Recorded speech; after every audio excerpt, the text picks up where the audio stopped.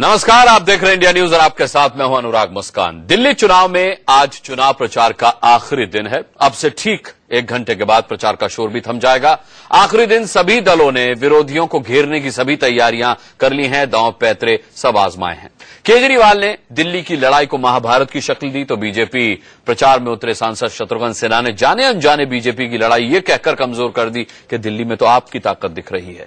अब ये बीच बहस का बड़ा सवाल है कि जनता 7 फरवरी को किस पार्टी पर भरोसा करके वोट करेगी। 10 फरवरी के नतीजों में कौन मार ले जाएगा आखिरी बाजी।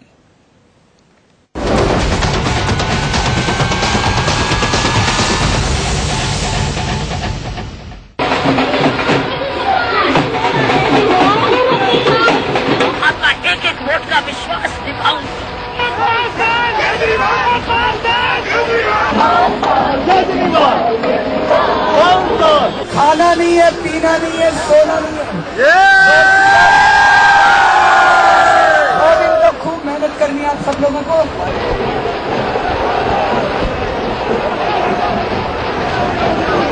दिल्ली चुनाव में प्रचार के आखिरी दिन दिलचस्प लड़ाई और गजब की पैतरेबाजी देखने को मिली।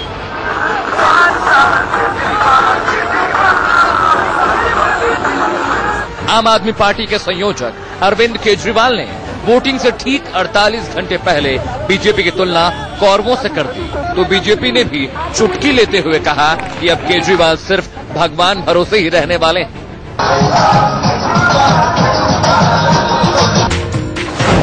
महाभारत में श्री कृष्ण से दुर्योधन ने सेना मांगी थी, अर्जुन ने श्री कृष्ण का साथ मांगा था। आज भाजपा के पास सारा तंत्र है, हमारे साथ भगवान है। बीजेपी पर ईवीएम में गड़बड़ी का आरोप लगाने वाली आम आदमी पार्टी ने आज बीजेपी पर ये नया आरोप भी जोड़ दिया कि बीजेपी वोटों को खरीदने की साजिश में जुटी है, जिसे आप कामयाब नहीं होने देगी। तो बीजेपी ने इसे हार के डर से घबराई आपकी हताशा करार दिया। हमें जो जानकारी मिल रही है उसके बेहिसाब बेशुमार पैसा इस वक्त अलग अलग विधानसभाओं में बीजेपी की तरफ से बांटे जा रहे हैं। जो गरीब लोग हैं उनके वोटर आइडेंटिटी कार्ड को भी सीज किया जा रहा है।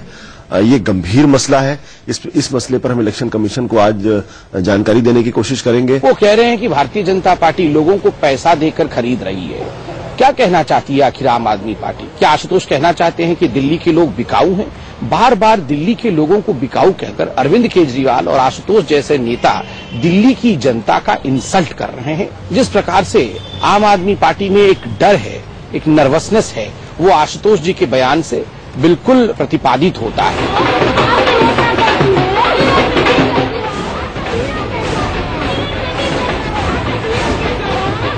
जिसने हरियाणा के बाद अब दिल्ली में भी सभी 70 विधानसभा सीटों पर बीजेपी को समर्थन देने का ऐलान कर दिया। ये साध संगत जो पूरी दिल्ली प्रदेश की साध संगत है, 20 लाख अनुयायी हैं और 12 लाख वोटर हैं, उन्होंने मिलकर ये फैसला लिया कि भारतीय जनता पार्टी को सभी 70 विधानसभा सीट पर डेरा सच्चा सौदा की साध संगत द्वारा समर्थन कर दिया गया है।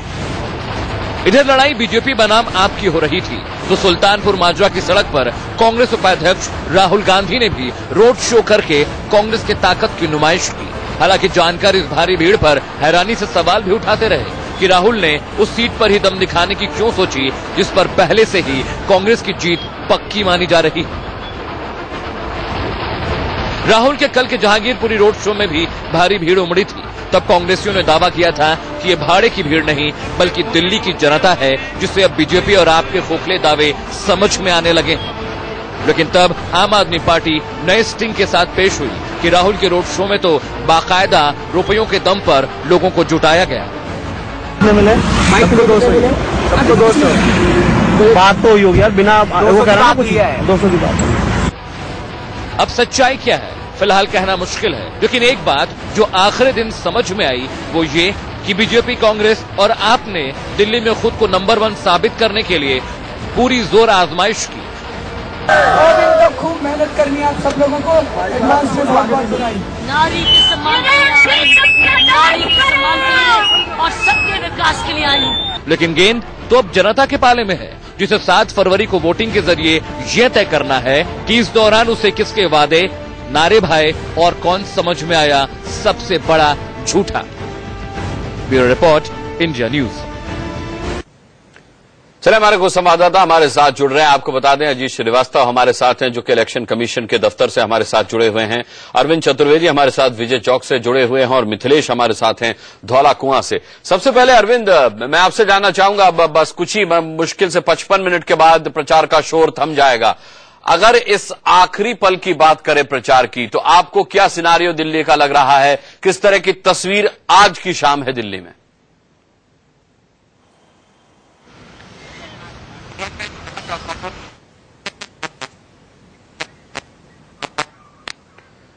अरविंद, आपकी आवाज ठीक ढंग से हमारे पास तक नहीं आ रही है।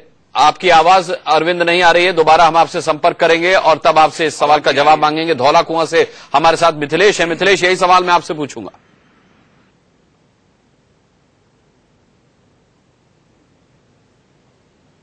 सुल्तानपुरी में राहुल गांधी मैदान में उतरे थे। प्रचार का आखिरी दिन था।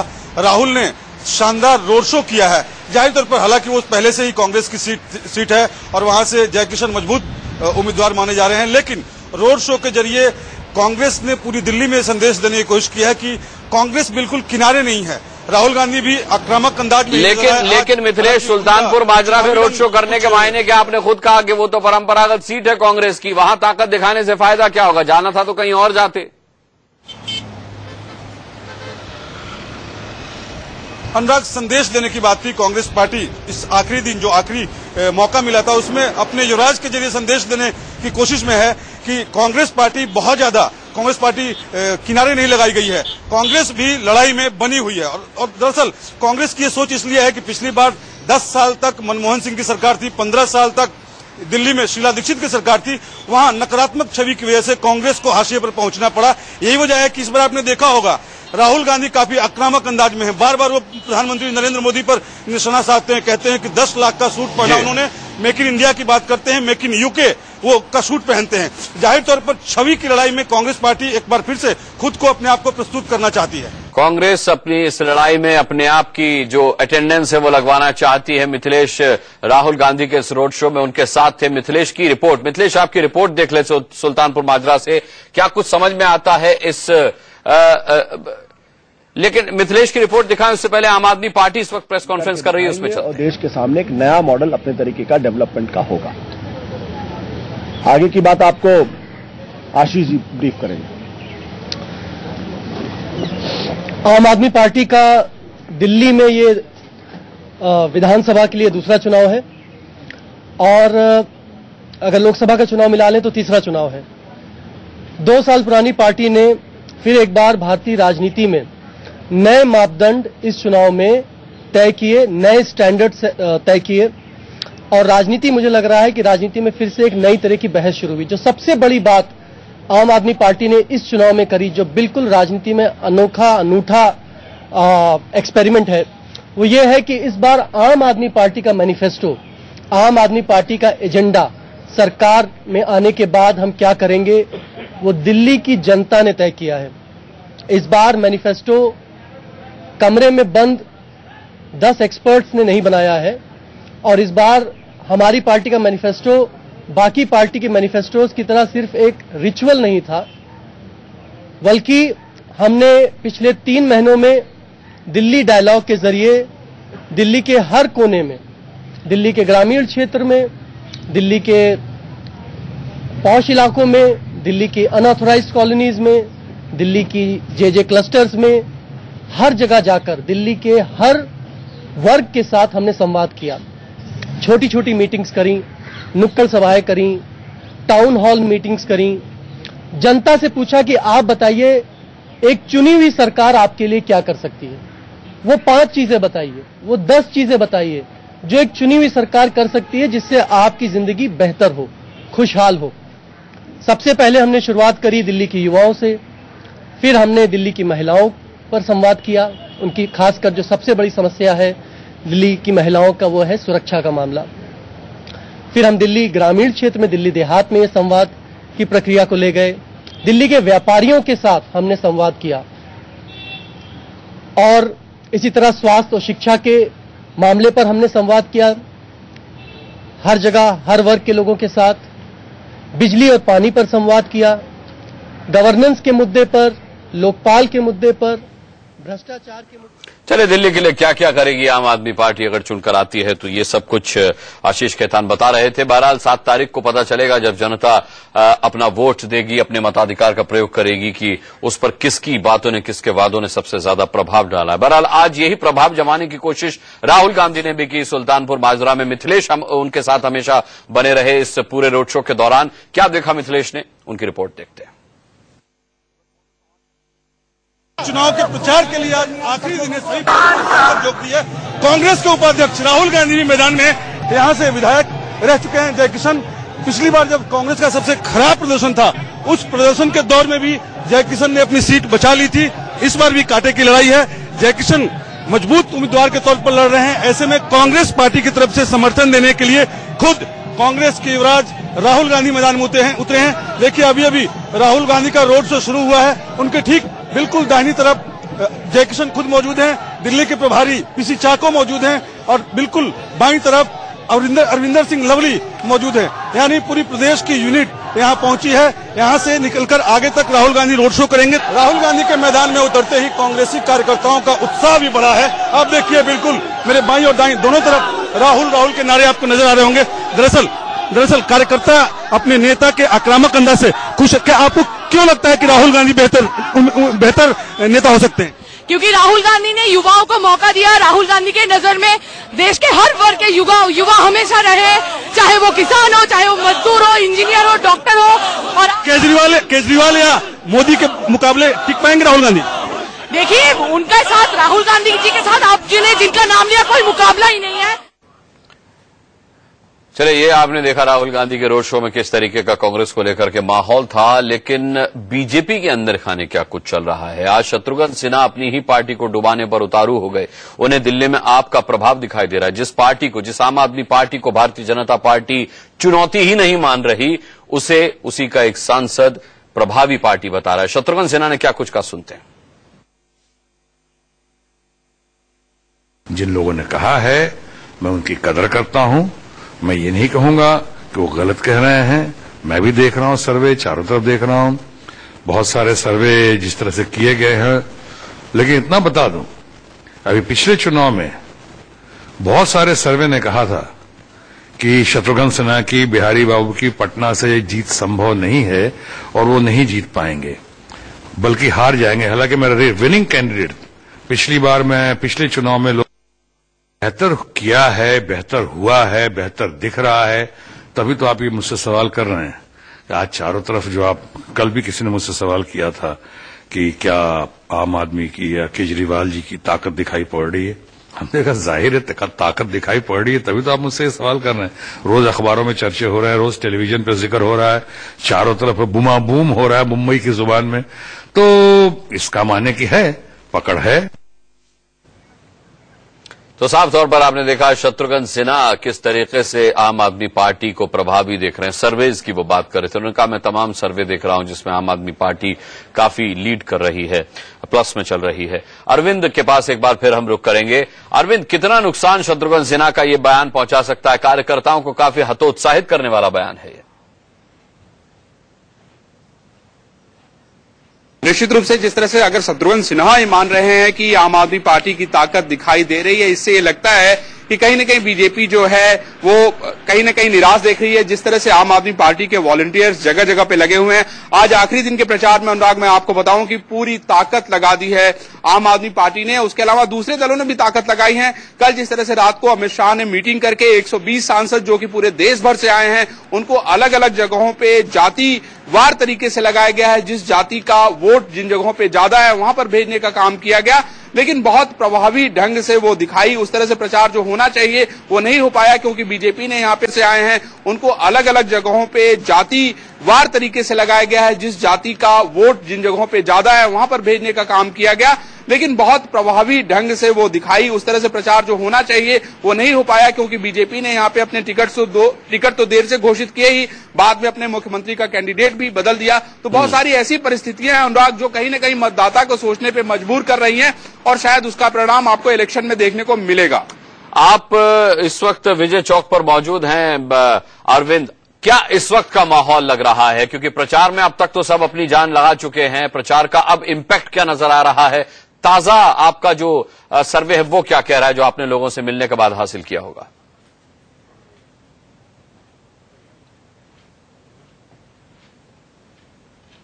इस इलाके में, जो विजय चौक इलाके में हमें जो सबसे ज्यादा अगर किसी का प्रचार दिखाई पड़ा तो आम आदमी पार्टी का प्रचार दिखाई पड़ा।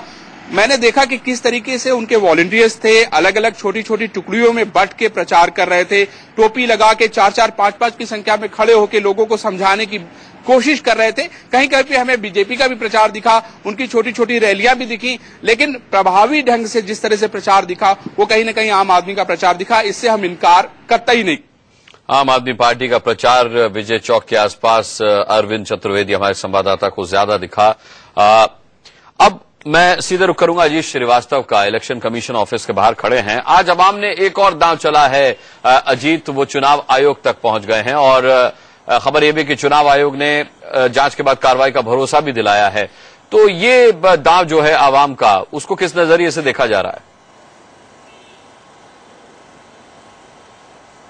देखिए, साफ तौर पर है कि इलेक्शन कमीशन पर शिकायत उन्होंने की, इन्होंने भरोसा जताया है, लेकिन अब चूंकि चुनावी समय है और परसों अभी मतदान होंगे, उसके बाद से कुछ होगा, यानी अभी तक उनके इसका परिणाम नहीं मिल पाएगा। लेकिन हाँ, इसके बाद से जब रिजल्ट घोषित होते हैं उसके बाद से कानूनी कार्रवाई, अगर कुछ साक्ष्य मिलते हैं तो उस पर कानूनी कार्रवाई जरूर वो करेगी, ऐसा आश्वासन दिया है आवाम को इलेक्शन कमीशन की तरफ से। लेकिन साफ तौर पर जिस हिसाब से अगर हम तमाम देखें आरोप प्रत्यारोपों को, आवाम तो लगातार आरोप प्रत्यारोप करती रही है, तो अगर ये स्टेप पहले लेती तो शायद ये कदम आगे जाता और कोर्ट में ये प्रोसीडिंग हो पाती। अनुराग, क्या आवाम के किसी कार्यकर्ता या किसी वॉलंटियर से आपने पूछा ये सवाल जो आपने किया कि आप पहले क्यों नहीं आए बाहर और इस तरीके की शिकायत पहले क्यों नहीं की, ये इतनी बैड टाइमिंग क्यों? बिल्कुल साफ तौर पर जब मेरी बातचीत हुई वहां के 2-3 वॉलंटियर्स, उनका साफ यही कहना था कि देखिए हम लोग साक्ष्य और सबूतों पे ये इकट्ठा कर रहे थे और वो इकट्ठा करने में वक्त लगा, इस वजह से हमने कहा साफ तौर पर कि अभी इकट्ठा करने के वक्त आप लगातार ये आरोप प्रत्यारोप करते रहे हैं, हर बार ये खबर आप लगातार मीडिया के माध्यम से लगातार चैनलों पर देते रहे हैं, अखबारों में देते रहे हैं, तो फिर देरी क्यों? इसको आपको पहले इलेक्शन कमीशन में देना चाहिए, शिकायत पहले इलेक्शन कमीशन को करनी चाहिए, उसके बाद से अगर आप जाते तो ये शायद अच्छा कदम होता। लेकिन उनका साफ ये जवाब था कि कुछ सच कमी रह गई थी, वो सच को लेकर फिर ये सिरे आए हैं और एक प्रमाण के साथ इन्होंने इलेक्शन कमीशन में अपनी अर्जी दी है और इलेक्शन कमीशन जैसा भरोसा जताया है तो वो खुश भी हैं कि चलिए आगे अगला जो कदम होगा इलेक्शन कमीशन का वो सेटिस्फाइड होंगे और उस आने वाले समय में वो उनका साथ देंगे। तो जिस तरह से भरोसा जताया है, भरोसे में कायम है आवाम। अब देखने वाली बात होगी कि आवाम का इस भरोसा कितना कामयाब होता है, क्योंकि चुनावी समय है, रिजल्ट के बाद से क्या कुछ कदम होगा ये अब देखने वाली बात है। अनुराग, अरविंद चतुर्वेदी का एक बार हम पे रुख करेंगे। अरविंद, ये कहा जाता है कि इलेक्शन से पहले अगर किसी के साथ भीड़ है तो वो उसकी जीत का पैमाना नहीं हो सकती। किसी का चुनाव प्रचार अगर बहुत बूम बूम है तो वो भी चुनाव प्रचार भी जीत की गारंटी नहीं हो सकता। सवाल उठता है कि जनता के दिलों तक किसने अपनी दस्तक पहुंचाई है? लोगों से आपकी बात हुई होगी, लोगों का क्या रिएक्शन है?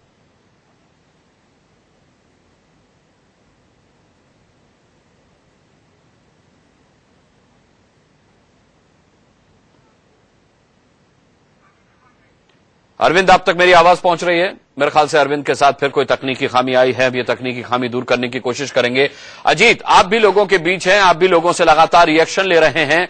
लोगों को क्या लगता है, उनके हित की बात कौन कर रहा है, कर भी रहा है या नहीं कर रहा है, या सिर्फ पार्टियां आपसी आरोप प्रत्यारोप में उलझी हुई हैं? देखिए, जो मेरी लगातार तमाम विधानसभाओं में मैंने रैली की कवर की, वहां पे लोगों से दिल टटोलने की कोशिश की, उनका साफ यही कहना था कि आम आदमी पार्टी को एक बार मौका देना चाहिए।